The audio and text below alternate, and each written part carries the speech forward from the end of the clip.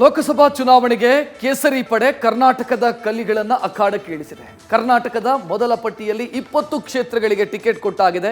Ticket ಸಿಕ್ಕ ಬೆನ್ನಲ್ಲೇ ಅಭ್ಯರ್ಥಿಗಳು ಕ್ಷೇತ್ರದ ಕಡೆಗೆ ಹೆಜ್ಜೆ ಹಾಕಿದ್ದಾರೆ. ಸಭೆಗಳನ್ನು ನಡೆಸೋ ಮೂಲಕ ಸ್ಥಳೀಯ ನಾಯಕರ ವಿಶ್ವಾಸ ಗಳಿಸೋದಕ್ಕೆ ಮುಂದಾಗಿದ್ದಾರೆ. ಟಿಕೆಟ್ ಘೋಷಣೆ ಬೆನ್ನಲ್ಲೇ ಬಿಜೆಪಿ ಅಭ್ಯರ್ಥಿಗಳು ಆಕ್ಟಿವ್.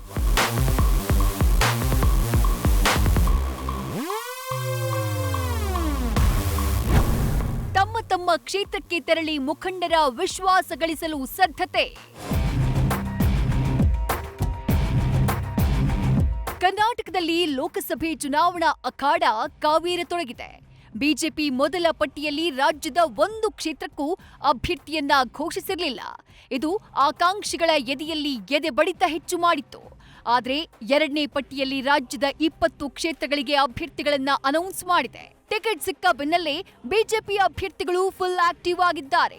ಜೊತೆಗೆ ತಮ್ಮ ಕ್ಷೇತ್ರದತ್ತ ಮುಖ ಮಾಡಿ ಮೊದಲು ಮುಖಂಡರ ವಿಶ್ವಾಸ ಗಳಿಸೋಕೆ ಮುಂದಾಗಿದ್ದಾರೆ.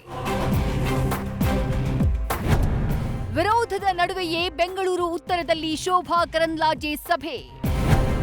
ಮಾಜಿ ಸಿಎಂ ಡಿವಿ ಸದಾನಂದಗೌಡ ಆಶೀರ್ವಾದ ಪಡೆದ ಕರಂದ್ಲಾಜೆ. ಉಡುಪಿ ಚಿಕ್ಕಮಗಳೂರು ಸಂಸದೆ ಶೋಭಾ ಕರಂದ್ಲಾಜೆಯವರ ಸ್ಥಾನ ಪಲ್ಲಟವಾಗಿದೆ. ಬೆಂಗಳೂರು ಉತ್ತರ ಕ್ಷೇತ್ರಕ್ಕೆ ಶೋಭಾ ಕರಂದ್ಲಾಜೆ ವಾಪಸ್ಸಾಗಿದ್ದಾರೆ. ಇದರ ಬೆನ್ನಲ್ಲೇ ಬೆಂಗಳೂರು ಉತ್ತರದಲ್ಲೂ ಗೋ ಬ್ಯಾಕ್ ಅಭಿಯಾನ ಶುರುವಾಗಿದೆ. ಆದರೆ ಇದಕ್ಕೆಲ್ಲ ತಲೆ ಕೆಡಿಸಿಕೊಳ್ಳದ ಶೋಭಕ್ಕ ಬೆಂಗಳೂರು ಉತ್ತರ ಕ್ಷೇತ್ರದ ಹಾಲಿ ಸಂಸದ ಡಿವಿ ಸದಾನಂದಗೌಡ ಅವರಿಗೆ ನಮಸ್ಕರಿಸಿ ಕ್ಷೇತ್ರದಲ್ಲಿ ಆಕ್ಟಿವ್ ಆಗಿದ್ದಾರೆ.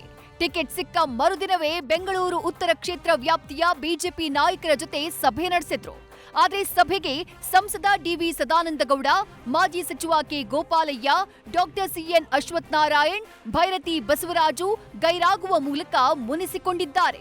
ಇದು ಶೋಭಾ ಕರಂದ್ಲಾಜೆಗೆ ಆತಂಕ ಮೂಡಿಸಿದೆ. ನನ್ನ ದೆಹಲಿ ನಾಯಕರ ಮೇಲೆ ನನಗೆ ವಿಶ್ವಾಸ ಇತ್ತು. ನರೇಂದ್ರ ಮೋದಿ ಅವರು, ಅಮಿತ್ ಶಾ ಅವರು, ನಡ್ಡಾ ಅವರು ಯಾವ ಜವಾಬ್ದಾರಿಯನ್ನು ನನಗೆ ವಹಿಸಿದ್ರು, ಅದು ಪಕ್ಷದ್ದಿರ್ಬೋದು ಅಥವಾ ಭಾರತ ಸರ್ಕಾರದ್ದಿರ್ಬೋದು, ಇದೆಲ್ಲದನ್ನು ಕೂಡ ನಾನು ಪ್ರಾಮಾಣಿಕವಾಗಿ ಮಾಡುವಂಥ ಒಂದು ಪ್ರಯತ್ನವನ್ನು ಮಾಡಿದ್ದೆ. ನನ್ನ ನಾಯಕತ್ವ ನನ್ನನ್ನು ಗುರುತಿಸುವಂಥ ಕೆಲಸ ಮಾಡಿದೆ. ನನಗೆ ವಿಶ್ವಾಸ ಇತ್ತು, ನಾನು ಹೇಳಿದ್ದೆ, ನನಗೆ ನನ್ನ ನಾಯಕತ್ವದ ಮೇಲೆ ವಿಶ್ವಾಸ ಇದೆ. ಆದಿಚುಂಚನಗಿರಿ ಶ್ರೀಗಳ ಆಶೀರ್ವಾದ ಪಡೆದ ವಿ ಸೋಮಣ್ಣ.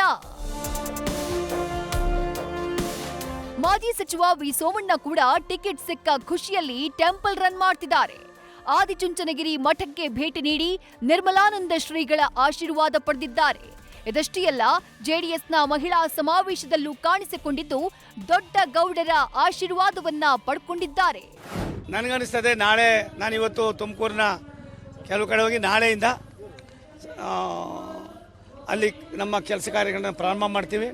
BJP ಮತ್ತು ಜನತಾದಳ ಒಂದು ನಾಣ್ಯದೆರಡು ಮುಖಗಳಾಗಿ ಕೆಲಸ ಮಾಡಿ ಸನ್ಮಾನ್ಯ ನರೇಂದ್ರ ಮೋದಿಯವರನ್ನು ಈ ದೇಶದ ಪ್ರಧಾನಿ ಮಾಡಬೇಕು ಅನ್ನುವ ಮೊದಲು ಅಭಿಲಾಷೆಯನ್ನು ವ್ಯಕ್ತಪಡಿಸಿದಂಥವರು ನಮ್ಮ ರಾಷ್ಟ್ರದ, ನಮ್ಮ ರಾಜ್ಯದ ಮಾಜಿ ಪ್ರಧಾನಿಗಳಾದ ಸನ್ಮಾನ್ಯ ದೇವೇಗೌಡರು, ಕುಮಾರಸ್ವಾಮಿಯವರು.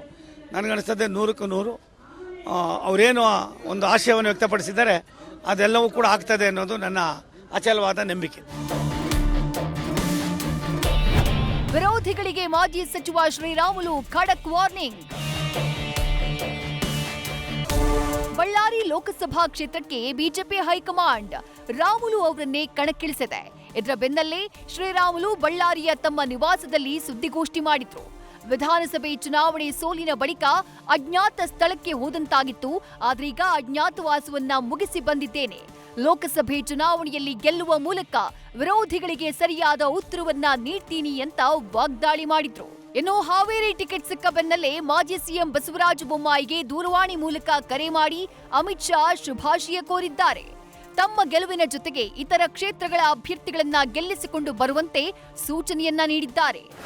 ಖಂಡಿತವಾಗಿ ಅವತ್ತಿನ ಸಂದರ್ಭದಲ್ಲಿ ಆ ಪರಿಸ್ಥಿತಿ, ಇವತ್ತಿನ ಸಂದರ್ಭದಲ್ಲಿ ಕೂಡ ಕಳೆದ ಚುನಾವಣೆಯಲ್ಲಿ ಇವತ್ತು ಅಜ್ಞಾತವಾಸ ಅನ್ಕೊಳ್ರಿ, ಅವತ್ತು ನಮ್ಮ ರಾಮಾಯಣದಲ್ಲಿ